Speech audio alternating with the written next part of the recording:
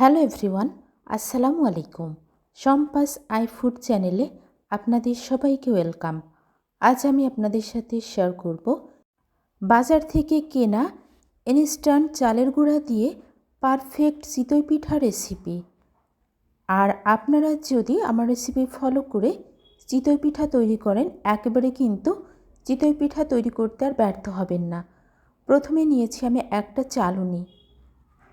চালুনিতে আমি আমার প্রয়োজন মতো আতপ চাউলের গুঁড়া নিয়ে নিচ্ছি। আর এই আতপ চাউলের গুঁড়াটা কিন্তু বাজার থেকে কেনা। চেলে নেওয়া চাউলের গুঁড়াটা আমি এখন বড় একটা পাত্রে উঠিয়ে নিচ্ছি, যাতে আমার ব্যাটারটা তৈরি করতে সুবিধা হয়। আপনাদের যতটুকু পরিমাণ প্রয়োজন ততটুকু পরিমাণ নিয়ে নেবেন। দিয়ে নিচ্ছি স্বাদ মতো লবণ। লবণটাকে খুব ভালোভাবে মিশিয়ে নিলাম। এই পর্যায়ে দিয়ে নেব নর্মাল টেম্পারেচারের পানি। এই চিতই পিঠা তৈরিতে সবথেকে ইম্পর্টেন্ট দিক হচ্ছে ব্যাটারটা তৈরি। আমি কিভাবে অল্প অল্প করে পানি দিয়ে হাতের সাহায্যে ব্যাটারটা তৈরি করে নেব, সেটা অবশ্যই কিন্তু আপনারা দেখবেন। আশা করি ভিডিওটা স্কিপ করবেন না। যদি স্কিপ করেন তাহলে কিন্তু পারফেক্ট চিতই পিঠার রেসিপি শিখতে পারবেন না, যে কোনো একটা অংশ মিস্টেক করে যাবেন। এভাবে করে কিন্তু অল্প অল্প করে পানি দিয়ে এই ব্যাটারটা তৈরি করতে হবে, তাহলেই পিঠাটা একেবারে পারফেক্ট হবে।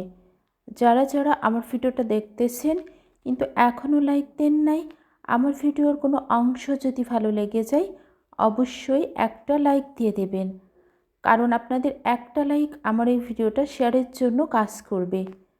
যারা যারা আমার চ্যানেলটি সাবস্ক্রাইব করেছেন সবাইকে অসংখ্য অসংখ্য ধন্যবাদ। যারা এখনও সাবস্ক্রাইব করেন নাই প্লিজ সাবস্ক্রাইব করে আমার পাশেই থেকে যাবেন। দেখতেই পারছেন আমি কিভাবে করে ব্যাটারটা বানিয়ে নিচ্ছি।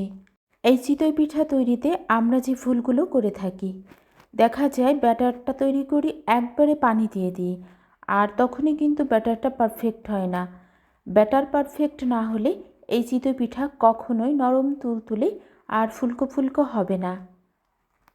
আর কনসিস্টেন্সিটা কিন্তু একটু গাঢ় হতে হবে। যদি চিতই পিঠার ব্যাটার একটু পাতলা হয়ে যায় পিঠাটা কিন্তু ফুলবে না। কনসিস্টেন্সি কেমন হবে এখন সেটাই দেখিয়ে দিচ্ছি। ঠিক এরকম কনসিস্টেন্সি হতে হবে। আমি আজকে মাটির চুলাতে এই চিতই পিঠাটা তৈরি করব, তাও কিন্তু মাটির তাওয়াতে। কনসিস্টেন্সিটা ঠিক এরকম হতে হবে। কনসিস্টেন্সিটা কিন্তু এরকম গাঢ় হবে। এখন চলে যাব ফাইনালি পিঠা তৈরির জন্য। আশা করি এখনও সাথে আছেন। প্রথমে আমি একটা মাটির তাওয়া গরম করে নিয়েছি। 1 চামচ পরিমাণ ব্যাটার দিয়ে নিলাম। এবার আমি একটা মাটির ঢাকনা দিয়ে এটাকে আটকে দিলাম। চারি সাইড থেকে যেন কোনোভাবে বাতাস ভিতরে না যেতে পারে, তার জন্য আমি একটা ভেজা কাপড় এভাবে দিয়ে নিচ্ছি। আর যখন এই কাপড়টা থেকে অনেক বেশি ভাপ উঠতে শুরু করবে তখনই কিন্তু আমি বুঝে নেব যে পিঠাটা হয়ে গেছে। যখন কাপড় থেকে ভাপ ওঠা শুরু হয়েছিল তখনই আমি ঢাকনাটা সরিয়ে দেখতেছি একেবারে পারফেক্টভাবে ফুলে উঠেছে পিঠাটা, মাশাআল্লাহ। সেইমভাবে কিন্তু আবারও আমি ব্যাটার দিয়ে নিচ্ছি। আর মাটির তাওয়াতেই কিন্তু এই চিতই পিঠাটা সব থেকে পারফেক্ট হয়। আমার আজকের পিঠাটা তৈরি করেছে আমার মেজো আপু।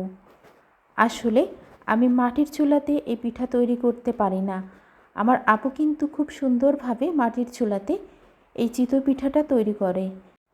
সবগুলা পিঠাই কিন্তু একেবারে পারফেক্ট হয়েছিল, আর সেটা দেখেই বুঝতে পারতেছেন। আমরা অনেকেই কিন্তু বাজার থেকে কেনা আতপ চাউলের গুঁড়া দিয়ে চিতই পিঠা তৈরি করতে পারি না। আমাদের সবার ধারণা থেকে যায় বাজার থেকে কেনা চাউলের গুঁড়া দিয়ে কি আবার চিতই পিঠা হয় নাকি। এই ধারণাটা কিন্তু একেবারেই ভুল। আপনি যদি কিছু টিপস অ্যান্ড ট্রিক্স ফলো করে চিতই পিঠা তৈরি করে নেন, আপনিও পারফেক্ট চিতই পিঠা বানাতে পারবেন। এই চিতই পিঠাটা বিভিন্ন রকম ভর্তা, মাংস এগুলোর সাথে কিন্তু খেতে খুবই ভালো লাগে। অনেকে আছে ঝাল ঝাল ভর্তা পছন্দ করে, তারা কিন্তু খুবই মজা করে ভর্তা দিয়ে এই চিতই পিঠাটা খেয়ে নিতে পারবে। সবগুলো চিতই পিঠা আমার বানিয়ে নেওয়া হয়ে গেছে। কেমন লাগছে আপনাদের কাছে আমার আজকের ইনস্ট্যান্ট চাউলের গুঁড়া দিয়ে চিতই পিঠার রেসিপিটা অবশ্যই অবশ্যই কমেন্ট বক্সে জানাবেন। যারা যারা এতক্ষণ পর্যন্ত রেসিপিটার সাথেই ছিলেন সবাইকে অসংখ্য অসংখ্য ধন্যবাদ। সবাই ভালো থাকবেন, সুস্থ থাকবেন। ফিরে আসবো ইনশাআল্লাহ আবারও নেক্সট কোনো রেসিপি নিয়ে। আসসালামু আলাইকুম, আল্লাহ হাফিজ, থ্যাংকস ফর ওয়াচিং। ভালোবাসা দিয়ে রান্না করুন, আনন্দের সাথে পরিবেশন করুন। Cooking with love, serving happiness.